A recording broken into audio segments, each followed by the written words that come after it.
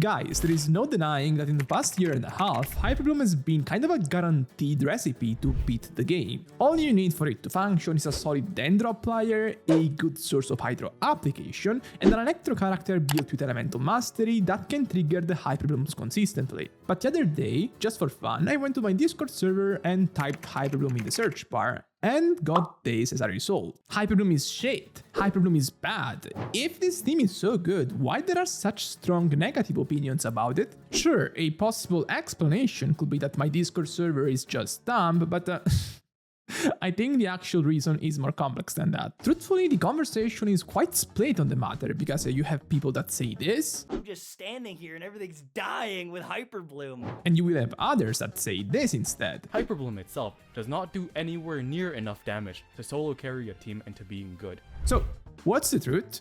Let's find out.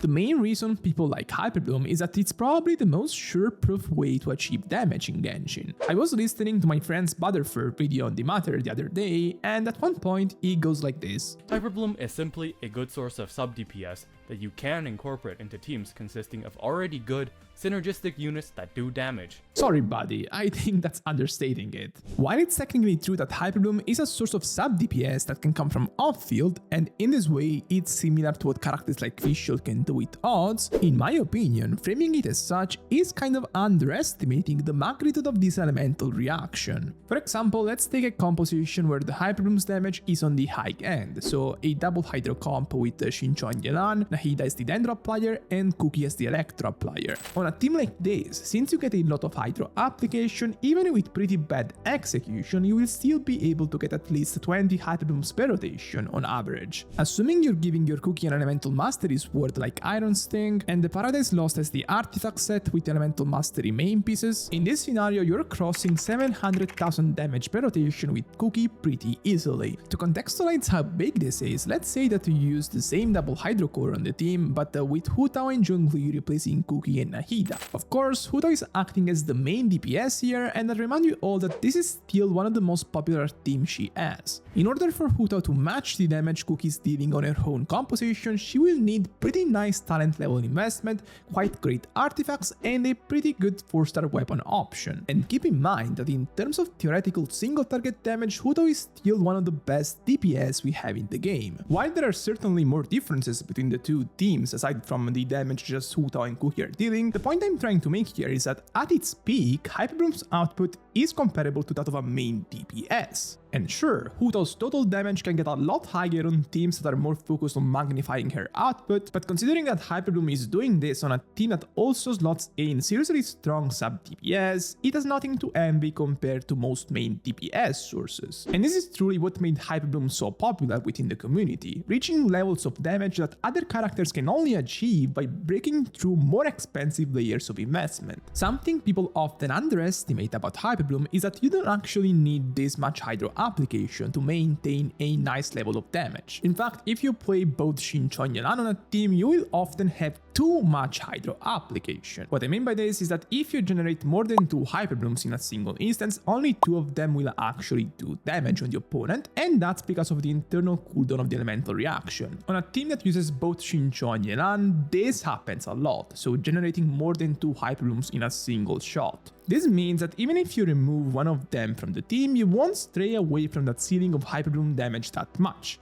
and this allowed less conventional teams like a double Hydro with Kokomi or Bridge teams to flourish. Of course, if you remove one of Shincho and Yelan, you're losing on some raw damage, but you're replacing it with more utility, so some people like it. The ease of use is also pretty impressive, specifically the lack of restrictions in terms of rotation. And I'm not even saying that it being easier to use compared to other teams makes it better, I'm just saying that it realistically makes it more flexible in most scenarios. Aside from the pretty basic setup in terms of ability activation, there is not really that much here that is set in stone about rotations. This makes it much easier for it to adapt to bullshit enemy movements and patterns than it is for most teams. The combination of high base damage and flexibility made Hyperbloom a beacon of hope for many players. The sentence "just use Hyperbloom" is not a meme. You can just slap Hyperbloom onto many teams and it will make them decent at the very least, like not super great, but at the very least decent and able to clear the base. And yet, some people dislike Hyperbloom.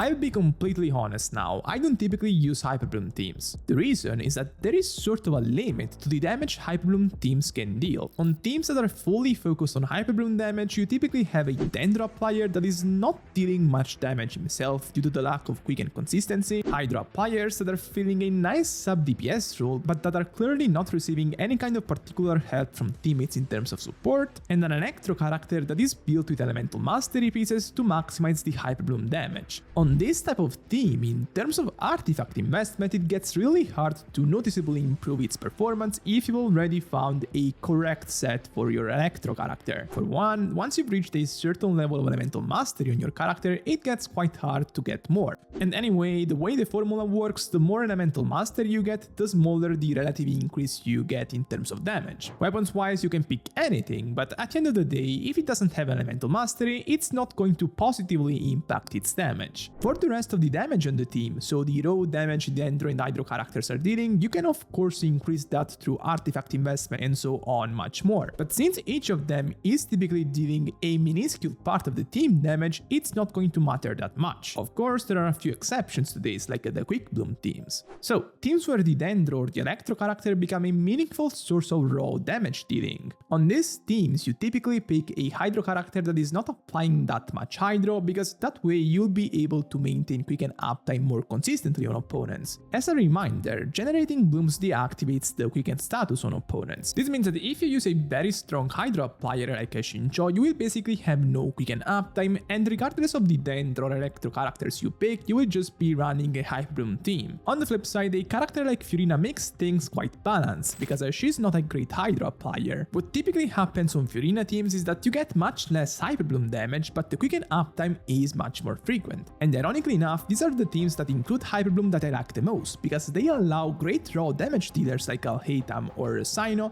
to stand out more. While it's technically true that you can still increase Hyperbloom's output through things like Nahida's Constellation too, the same is true for Quicken, so I don't think that's a very good argument. And at the end of the day, the bottom line here is that it's truly impressive what your characters can do if you hyper invest on them. The other day I was looking at this Ganyu math speedrun, Ganyu, a character that many people believe to be weak nowadays, but it's still quite astounding what she can do when hyper invested. And this applies to any character really, anybody can pick his main, hyper invest on him, and then get these very impressive runs. The truth is, after you play the game for a long time, you're eventually going to get pretty good artifacts. The more you fall into this deep artifact hell, the more you're going to be attracted by this kind of hyper invested stuff. So in a way, the more you play the game in a certain way, the older Hyperbloom can grow for you. Hyperbloom is for sure the safest bet you can make to achieve a certain level of damage at minimum, but it comes a point where you don't need to play it safe anymore. Truthfully, it's not like this for every player though, because there are still players that have played for a long time but don't care about all of this hyper stuff.